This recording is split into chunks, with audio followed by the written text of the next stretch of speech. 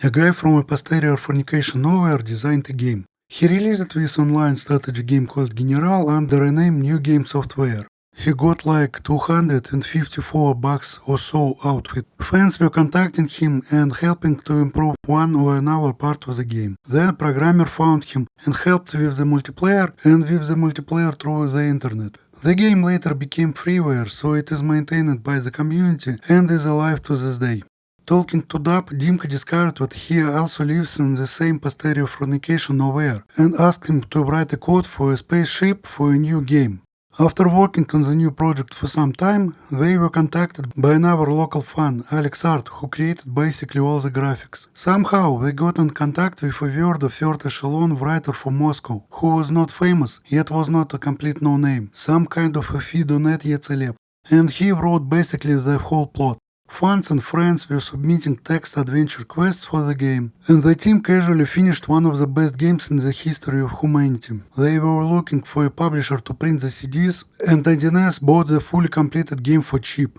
They offered a flat 15,000, no royalties, or 7,500 with 50% royalties. Dimka chose the first option. The team had no real company, so they signed the deal through Dub's mom's workplace. This is no way to do business, so IDNS probably told them to create a company with a real name, with a real logo and an intro. It was registered by Dub with his mom signed as a director, because no one else had any money. They named the LTD Elemental Games, without spending much cash on marketing, and met with fastidiousness from the game's journey's pros. The publisher nevertheless saw extreme returns on investment through sheer word of mouth, and was extremely pleased with the result. So they gave the company suitcases of dollars to make the sequel and make it bigger. At least that's what you'd expect, to feed the golden goose with golden kernels. Instead, it was again a $15,000 deal with some royalties. A plane ticket alone to meet the publisher cost $1,000 at the time. IDNS wanted to rush a hack job at dawn, but the devs resisted, despite spending all the money very fast on such a big project. They burned through all their personal savings and were taking more from friends and family to finish the game. At least we managed to negotiate with the publisher to reimburse the personal cash they've invested in the development, and the final budget was around $150,000. Considering that the publisher sold the same game 3 times with the remasters and every time with good sales numbers, I suppose they again saw extreme return on an investment. During the beta test for the second game, the devs started pre-production of a new fantasy game, but when one of the best games in the history of humanity 2 came out, the team couldn't hold all those cash watts, копейки, from royalties, so they split.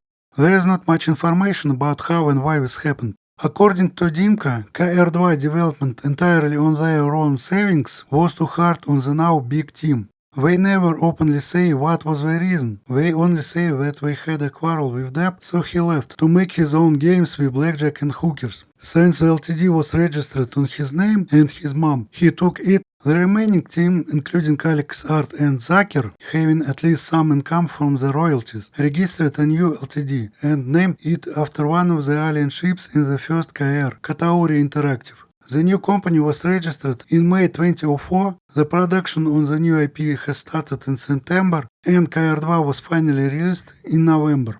Katauri continued developing their fantasy game inspired by King's Bounty, now with the name Battle Lord or Легенда or Рыцаре. They signed it with the same publisher, IDNS. The game was being made on the engine. An engine created by a small company, Skyfallen, that was not very successful, but it seems IDNS owned the rights to the engine, because many of their games of that time used it, and Katauri says IDNS pushed for it. One of the developers loved all the Weeaboo Wizardry clones, and he insisted on including one of the mechanics of pocket monsters that gain levels and learn new spells. Journalists identified that as something from Final Fantasy.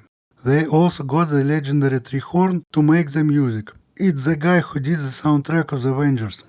They showed what they have during the first public-facing Game Expo in Moscow in 2006. By 2007, IDNS managed to get the rights to King's Bounty name, and that's how this game became King's Bounty: The Legend in the English translation. Some think they just bought the forgotten 17 years old IP for cheap.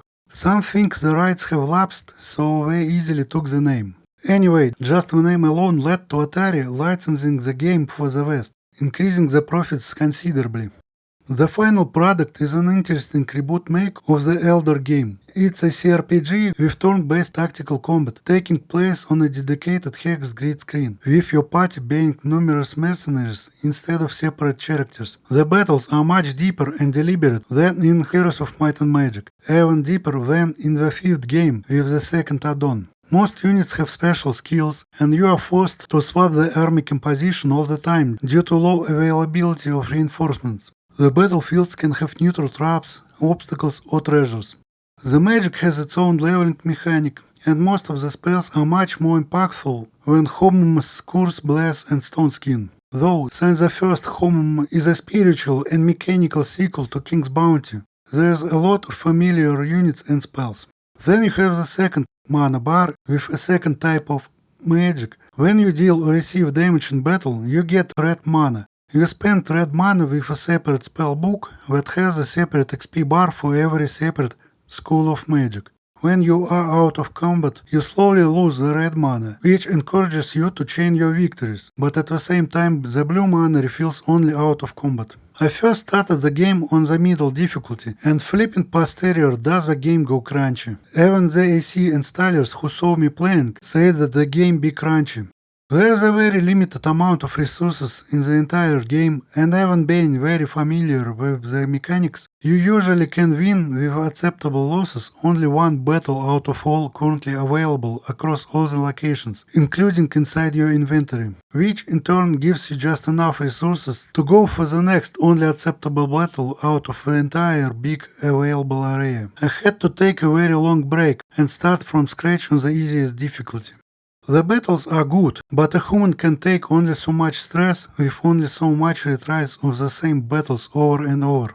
And who knows, maybe the accumulated loss of finite resources has already ensured a strategic loss despite some tactical victories. On easy, you don't have to run around looking for that one battle across all the maps that will not irrecoverably drain your resources. But it's not super easy either. You still have to be good at the combat, and it's a CRPG with decently big maps and many ways to traverse them. You can always go against stronger enemies early if you want the so-called challenge. The game has racial relations, but there are only so many good units per race. The low to medium level units are vulnerable to all kinds of disabling spells, no matter their numbers or heroes' stats. So, for the final battle, you have to get a team composition that has units only of the 5th level, no lower.